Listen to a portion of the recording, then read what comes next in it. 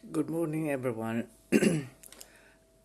I think this is my second or third video. Hindi ako nakapagsunod-sunod ng video kasi inubo ako ng husto. Hindi pa masyadong magaling. Pero I tried the second. Now I'm here in Australia sa isa kong anak.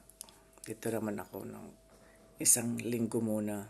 Tapos diretso naman ako ng biyahe sa ibang lugar para dumalaw sa isa kong anak din na bunso. Sana nasa mabuti kayong kalagayan tulad ng ibang tao at katulad ko rin. Pero hindi pa ako masyadong okay sa ubo ko. Ano pa yung lalamunan ko, Makati. Ang hirap magsalita. Pag salita ng salita o tapos sabay yung ubo, ang hirap naman nun, di ba? Kaya hindi ko nasundan yung vlog ko. Sa sarili kong wish, wag muna akong mag-vlog dahil para akong asong tahol ng tahol. Nagsasalita tahol ng tahol. Sa ngayon, nandito ako sa bahay ng anak ko sa Sydney. Tulog pa sila lahat.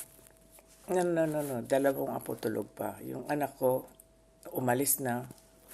May check up may isang anak. Hindi na ako sumama. Isinasama ako, din ako sumama kasi sobrang init po sa labas. Baka di ko makayanan. Baka mahilo ako, kakatakot. So ngayon, wala akong activities. On the way ako, wala akong activities. Pero pag uwi ko ng Germany, napakarami kong activities. Busy na ako sa lahat ng aking pinagkakaabalahan. So ngayon, relax lang muna.